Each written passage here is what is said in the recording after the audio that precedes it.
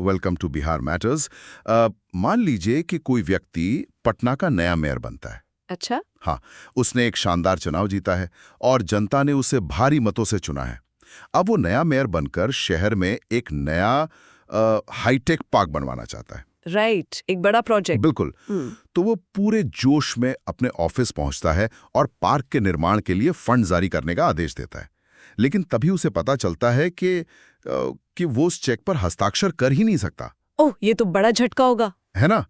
उसके पास उस फंड को सीधे जारी करने की वास्तविक शक्ति है ही नहीं। वो असली ताकत सरकार द्वारा नियुक्त एक अधिकारी के पास है। अब सोचिए, वो जनता का चुनाव हुआ प्रतिनिधि है, फिर भी शहर का वास्तविक बॉस कोई और है। ऐसा क्यों है? ये सच में एक बहुत बड़ा पैराडॉक्स है। एकदम सही। और यही वो उलझन है जिसे आज हम यहाँ सुलझाने वाले हैं। ये हमारी बिहार पॉलिटी मास्टर सीरीज का 7वां लेक्चर है और आज हमारे सामने सोर्सेस का एक बहुत बड़ा ढेर है, जिसमें बीपीएससी और अन्य बिहार परीक्षाओं के पिछले सालों के प्रश्न पत्र शामिल हैं। हाँ, और संविधान का बैर एक्ट और उसके साथ ही बिहार म्युनिसिपल एक्ट के हमारे अपने विस्तृत नोट्स भी हैं। इन सभी सोर्सेज की आज हम गहरी पड़ताल यानी डीप डाइव करेंगे। और हमारा आज का मिशन बहुत क्लियर है। बिल्कुल क्लियर है। मिशन है बिहार में नगर निकाय यानी अर्बन लोकल बॉडीज या म्युनिसिपल सिस्टम को पूरी तरह से डीकोड करना। अगर कोई भी एस्पिरेंट बीपीएससी, बीएसएससी, एसआई या टीचर एग्जाम जैसी बिहार सरकार की किसी भी परीक्षा की तैयारी कर रहा है, तो ये विषय उनके लिए गेम चेंजर साबित होने वाला है। सही कहा। और इस विषय की गहराई में जाने से पहले हमें उस ब्रेन और बॉडी वाले कॉन्सेप्ट को समझना होगा। देखिए, अगर राज्य सरकार एक ब्रेन या दिमाग है जो नीतियां बनाती है और बड़े विजन तय करती हैं, राइट, तो ये स्थानीय निकाय उसके हाथ और पैर हैं। यही हाथ पैर हैं जो असल में मोहल्ले की सफाई करते हैं, स्ट्रीट लाइट ठीक करते हैं और पीने का पानी पहुंचाते हैं। यानी ग्राउंड लेवल पर यही काम आते हैं। एकदम। अगर हाथ पैर काम ना करें तो दिमाग चाहे जितना भी तेज हो, पूरा शरीर पंगु हो जाता है। इसीलिए किसी भी प्रशासनिक ढांचे को समझने से पहले उसके संवैधानिक मूल यानी कॉन्स्टिट्यूशनल बेसिस को समझना सबसे पहला कदम है। बिल्कुल, और यहीं से कहानी में एक बहुत दिलचस्प मोड़ आता है। पिछले सेशन में हमने ग्रामीण प्रशासन के लिए 73rd अमेंडमेंट को समझा था। हाँ, जो डेमोक्रेटिक डिसेंट्रलाइजेशन की नींव है। सही। लेकिन शहर तो गांव से बहुत अलग होते हैं ना, उनकी जरूरतें अलग हैं। तो मैं ये जानना चाहता हूं कि शहरी क्षेत्रों के लिए ये जो 74th अमेंडमेंट लाया गया, इसके पीछे की असली वजह क्या थी और संविधान के अंदर इस संशोधन ने क्या बड़े बदलाव किए जिन्हें कैंडिडेट्स को परीक्षा के नजरिए से एकदम रट लेना चाहिए? देखिए, इसकी पृष्ठभूमि बहुत दिलचस्प है। 1992 से पहले की अगर हम बात करें तो हमारे देश में नगरपालिकाओं की हालत बहुत खराब थी। अच्छा, किस तरह से? मतलब राज्य सरकारें जब चाहती थी नगरपालिकाओं को भंग या डिसॉल्व कर देती थी। कोई नियम ही नहीं था। आर्बिट्रेरी पावर थी उनके पास। बिल्कुल। कई राज्यों में तो 10-10, 15-15 सालों तक स्थानीय चुनाव ही नहीं होते थे। उन्हें कोई संवैधानिक सुरक्षा प्राप्त नहीं थी। ओ वाह, 15 साल तक बिना चुनाव के? ये तो लोकतंत्र का मजाक था। सही कहा। और इसी शून्यता को खत्म करने के लिए ही 74th कॉन्स्टिट्यूशनल अमेंडमेंट एक्ट 1992 लाया गया। ये एक ऐतिहासिक कदम था जिसने शहरी निकायों को एक तरह का संवैधानिक कवच पहना दिया, जिसके बाद राज्य सरकारें मनमानी नहीं कर सकती थीं। यानी अब उनका वजूद संविधान में दर्ज हो गया। ये लागू कब से हुआ था? ये 1 जून 1993 से पूरे देश में प्रभावी हुआ और इस संशोधन के जरिए संविधान में एक पूरा का पूरा नया भाग जोड़ा गया। भाग IXA? हाँ, पार्ट IXA, जिसके अंदर अनुच्छेद 243P से लेकर 243ZG तक के प्रावधान शामिल किए गए। और सबसे महत्वपूर्ण बात, संविधान में 12वीं अनुसूची यानी 12th शेड्यूल जोड़ी गई, जिसमें कुल 18 विषय हैं, 18 सब्जेक्ट्स। एकदम सही। ये 18 विषय वो काम हैं जो नगर निकायों को सौंपे गए हैं। एक सेकंड, मुझे यहाँ थोड़ा रुकने दीजिए। गांव वाले पंचायत सिस्टम में यानी 73rd अमेंडमेंट में हमने पढ़ा था कि 11वीं अनुसूची में 29 विषय हैं। हाँ, 29 सब्जेक्ट्स। लेकिन शहरों के लिए जो 12वीं अनुसूची बनी उसमें केवल 18 विषय। ये भेदभाव क्यों? शहरों में तो आबादी और काम ज्यादा होना चाहिए ना? ये एक बहुत ही शानदार पॉइंट है। देखने में जरूर लगता है कि शहरों में काम ज्यादा है, लेकिन असल में गांव का दायरा बहुत व्यापक होता है। कैसे? देखिए, पंचायतों के 29 विषयों में कृषि, पशुपालन, मत्स्य पालन, लघु सिंचाई जैसे विषय शामिल होते हैं। जो शहरों में तो होते ही नहीं है। बिल्कुल, वो शहरों में प्रासंगिक ही नहीं है। शहरों के 18 विषयों की प्रकृति बिल्कुल अलग है, जैसे फायर सर्विस हो गया या अर्बन प्लानिंग, ठोस कचरा प्रबंधन और बड़े पुलों का निर्माण। राइट। ये विषय संख्या में भले ही 18 हों, लेकिन इनकी कॉम्प्लेक्सिटी और इनका बजट बहुत विशाल होता है। वाह, ये एक ऐसा आहा मोमेंट है जो अक्सर किताबों में मिस हो जाता है। एस्पिरेंट्स को लगता है कि शहरों में ज्यादा सब्जेक्ट्स होने चाहिए, लेकिन लॉजिक क्लियर है, विषय कम है क्योंकि कृषि और उससे जुड़े काम शहरों में नहीं होते। एकदम, लॉजिक समझना जरूरी है। अब उन आर्टिकल्स की बात करते हैं जो परीक्षा के लिए सबसे ज्यादा जरूरी हैं। 243P से लेकर 243ZG तक तो बहुत सारे अनुच्छेद हो गए। क्या कैंडिडेट्स को सब याद करने पड़ेंगे? बिल्कुल नहीं। प्रीलिम्स के दृष्टिकोण से उन्हें मुख्य रूप से 5 अनुच्छेदों के पीछे का तर्क समझना है। वो 5 कौन से हैं? पहला है आर्टिकल 243Q, जो नगर पालिकाओं के प्रकार यानी टाइप्स ऑफ म्यूनिसिपैलिटीज बताता है। Okay, 243Q। दूसरा है आर्टिकल 243R, जो उनकी संरचना मतलब कॉम्पोजिशन तय करता है। तीसरा है आर्टिकल 243T, जो आरक्षण या रिजर्वेशन की बात करता है। रिजर्वेशन बहुत जरूरी टॉपिक। हाँ। चौथा है आर्टिकल 243U, जो कार्यकाल या ड्यूरेशन से जुड़ा है। और पांचवा है आर्टिकल 243ZA, जो चुनावों के संचालन की शक्ति चुनाव आयोग को देता है। इन पांचों को याद रखने का एक छोटा सा तरीका मैं यहाँ शेयर करना चाहूंगा। हाँ जरूर, ऐसी ट्रिक्स एस्पिरेंट्स के बहुत काम आती हैं। देखिए, क्यू से याद रखें। क्यू यानी कतार, मतलब किस किस प्रकार के निकाय कतार में खड़े हैं, टाइप्स। अच्छा। आर से रचना यानी संरचना, कॉम्पोजिशन। टी से ताकत यानी आरक्षण से मिलने वाली ताकत। यू से उम्र यानी निकाय की उम्र या कार्यकाल कितना होगा। और ZA से जी लेवल अथॉरिटी, जो चुनाव कराती है। ये ट्रिक तो सच में काफी आसान कर देगी मेमोराइजेशन को। फिर अनुच्छेदों के सैद्धांतिक ढांचे से अब थोड़ा जमीन पर उतरते हैं। संविधान ने आर्टिकल 243Q में प्रकार तो बता दिए, लेकिन बिहार में भौगोलिक और डेमोग्राफिक आधार पर इनका वर्गीकरण कैसे होता है? क्योंकि सारे शहर एक जैसे तो नहीं होते। बिल्कुल नहीं। मतलब राजगीर और पटना में तो बहुत फर्क है ना। यही कारण है कि संविधान निर्माताओं ने वन साइज फिट्स ऑल यानी एक ही ढांचा हर जगह थोपने की गलती नहीं की। ये वर्गीकरण मुख्य रूप से 2 चीजों पर टिका है। कौन सी 2 चीजें? एक तो उस क्षेत्र की जनसंख्या और दूसरा वहां के शहरीकरण यानी अर्बनाइजेशन का स्तर। इसके साथ ही ये भी देखा जाता है कि वहां के कितने लोग खेती के अलावा दूसरे कामों से जुड़े हैं, जिसे हम नॉन एग्रीकल्चरल एम्प्लॉयमेंट कहते हैं। राइट। और साथ ही स्थानीय प्रशासन कितना रेवेन्यू जुटा सकता है। इन सब पैमानों के आधार पर 3 प्रकार के निकाय बनते हैं। और वो 3 प्रकार कौन से हैं? चलिए सबसे निचले स्तर से शुरू करते हैं। सबसे पहला है नगर पंचायत।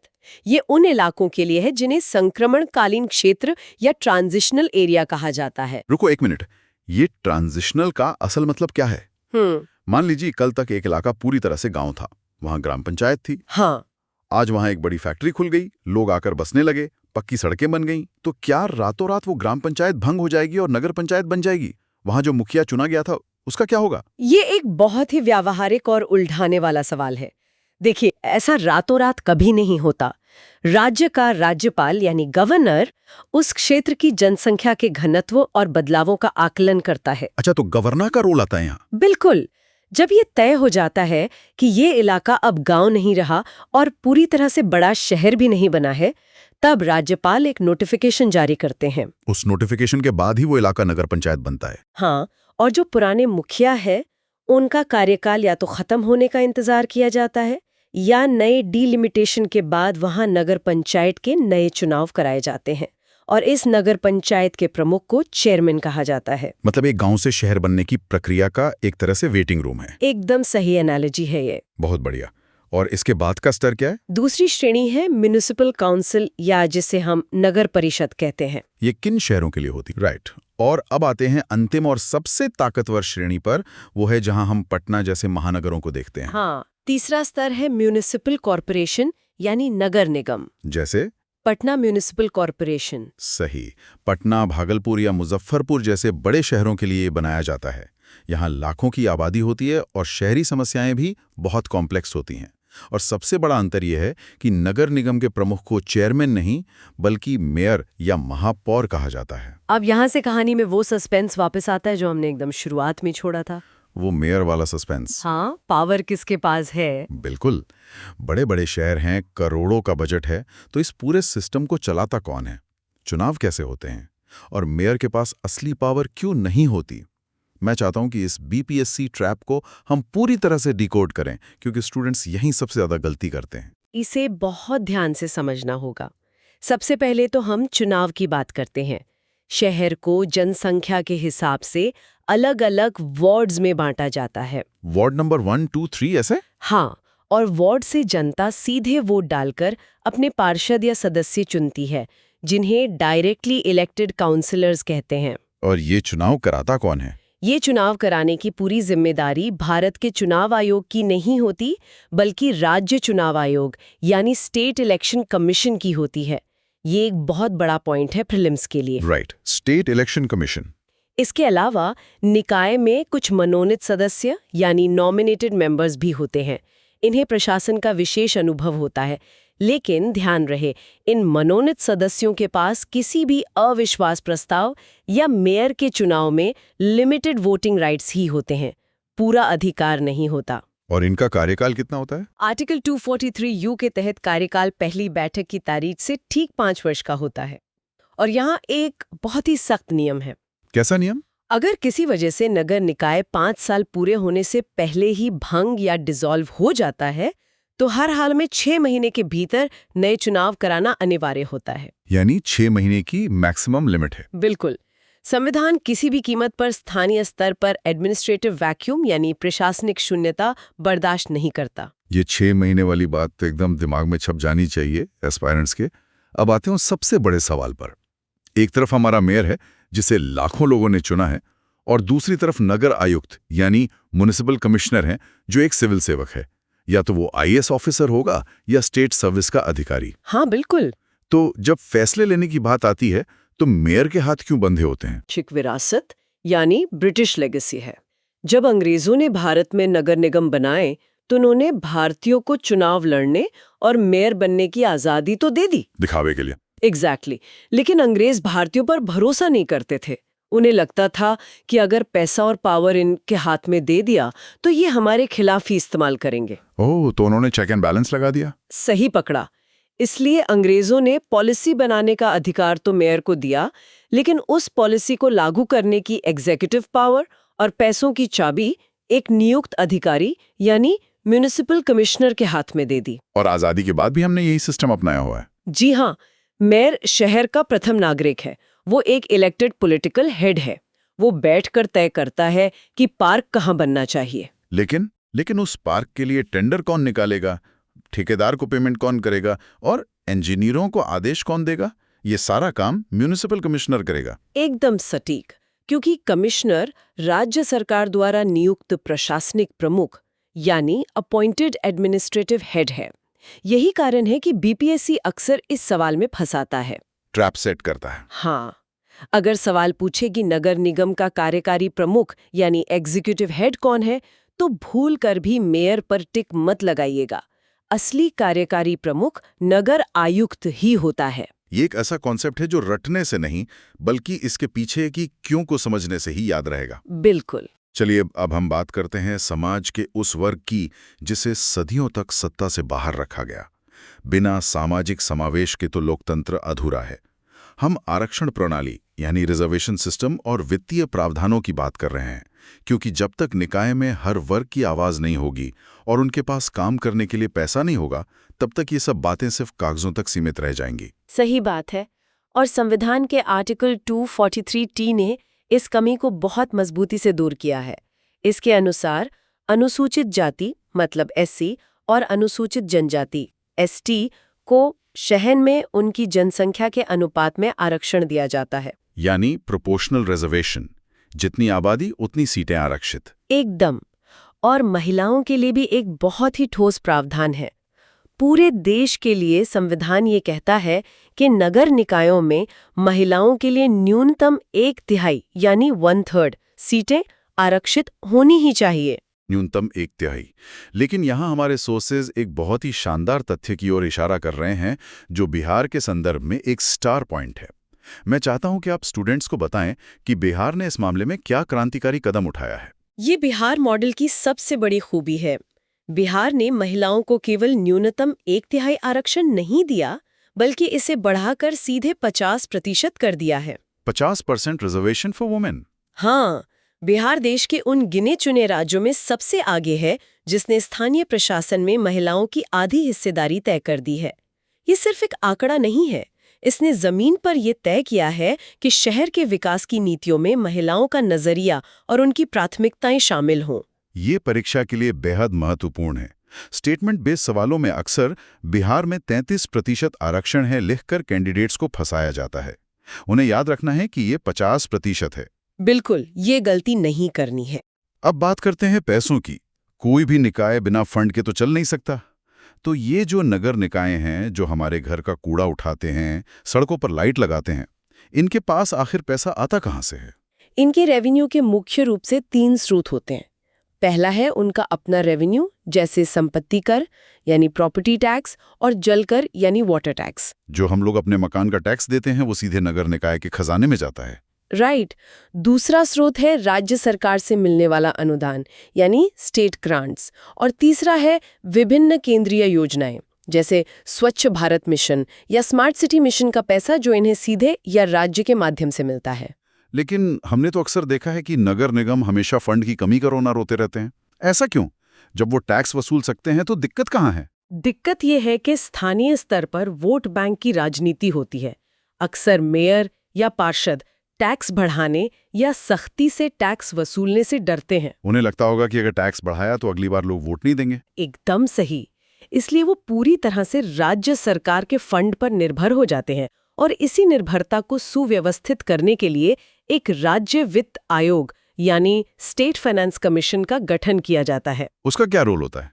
ये आयोग हर 5 साल में राज्य सरकार को सिफारिश करता है कि राज्य के कुल रेवेन्यू में से कितना हिस्सा नगर निकायों को दिया जाना चाहिए, ताकि फंड एलोकेशन पारदर्शी हो सके। ये बहुत ही तार्किक व्याख्या है। अब जब फंड आ गया, अधिकारी नियुक्त हो गए और मेयर भी बैठ गए, तो सवाल ये उठता है कि इतने बड़े महानगरों में जहां लाखों लोग रहते हैं, एक आम आदमी की आवाज मेयर तक कैसे पहुंचेगी? ये तो बहुत मुश्किल है एक आम आदमी के लिए। हाँ, क्या पूरा प्रशासन एक ही जगह से चलेगा?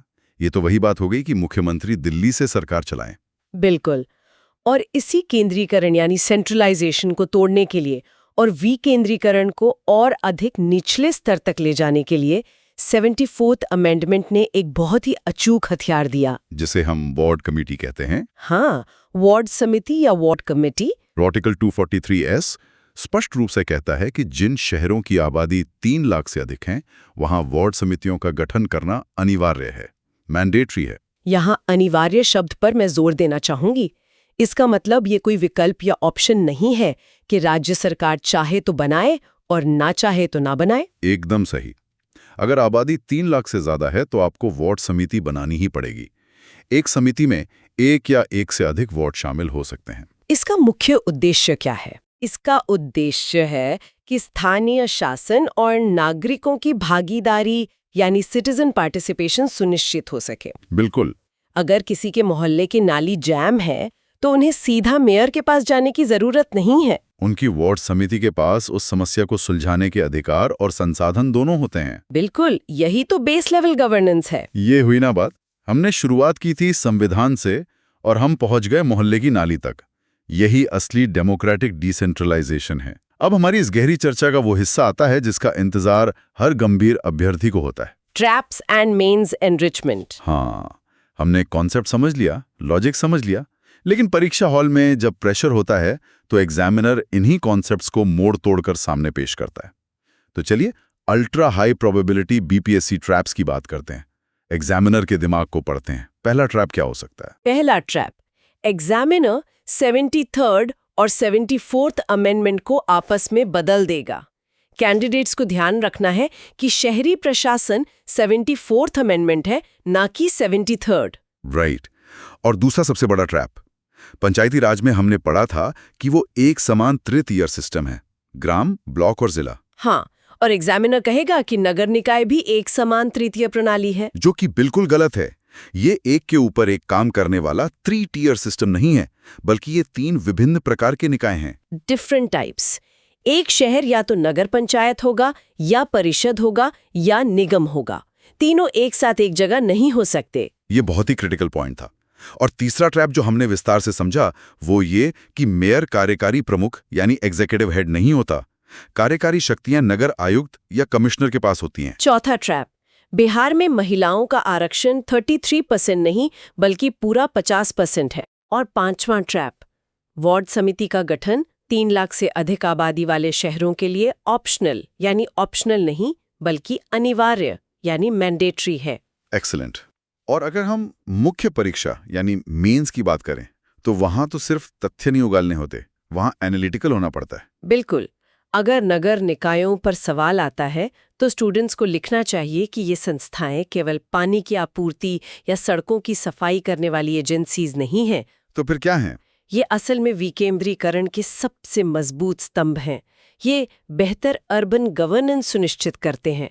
और अपने उत्तर में बिहार मॉडल का जिक्र जरूर करना चाहिए। कैसे 50% महिला आरक्षण ने एक समावेशी प्रशासन खड़ा किया है ना? हाँ, और कैसे राज्य विस्तारवादी शहरी प्रशासन के जरिए बढ़ते शहरीकरण को संभाल रहा है। ये विश्लेषण मेंस परीक्षा में उत्तर की गहराई को कई गुना बढ़ा देगा। तो अगर हम आज की इस पूरी चर्चा का सार निकालें तो ये विषय प्रीलिम्स के लिए फैक्ट्स की खान है और मेंस के लिए गवर्नेंस का आधार है। मेरी सभी एस्पिरेंट्स को सलाह होगी कि एक अल्ट्रा रिवीजन ग्रिड तैयार करें। ग्रिड में क्या क्या होना चाहिए? एक पन्ने पर लिखें 74 संशोधन, 12वीं अनुसूची, 18 विषय, 5 साल का कार्यकाल, 6 महीने के भीतर चुनाव, महिलाओं के लिए 50% आरक्षण और 3 लाख से अधिक आबादी पर अनिवार्य वार्ड समिति। बस इस ग्रिड को बार बार देखें। सही कहा। सिविल सेवाओं की तैयारी में जो कैंडिडेट क्यों और कैसे समझ लेता है उसे क्या रटने की जरूरत ही नहीं पड़ती। एकदम सत्य कहा। हमारी बिहार पॉलिटी मास्टर सीरीज का ये सफर यहीं रुकने वाला नहीं है। हम अगले सेशन में ऐसे ही महत्वपूर्ण सोर्सेज की पड़ताल जारी रखेंगे। लेकिन जाने से पहले मैं एक विचारणीय प्रश्न छोड़कर जा रहा हूं, खासकर मेंस के नजरिए से। वो क्या है? सोचिए कि तेजी से बढ़ते शहरीकरण यानी रैपिड अर्बनाइजेशन के इस दौर में जहां हम स्मार्ट सिटी, आर्टिफिशियल इंटेलिजेंस से ट्रैफिक कंट्रोल और क्लाइमेट चेंज जैसी आधुनिक चुनौतियों की बात कर रहे हैं, तो क्या 1992 में तय किए गए 12वीं अनुसूची के वो 18 विषय आज के इस हाईटेक जमाने की चुनौतियों से निपटने के लिए पर्याप्त हैं? बहुत गहरा सवाल है। या अब समय आ गया है कि संविधान के इन 18 विषयों में भी एक बड़ा संशोधन किया जाए। इस पर विचार कीजिएगा और अपने मेंस के उत्तरों में इस गहराई को शामिल करने का प्रयास कीजिएगा। परीक्षा की तैयारी पूरी लगन से करते रहें और सोर्सेस को खंगालते रहें। जुड़े रहें बिहार मैटर्स के साथ। धन्यवाद।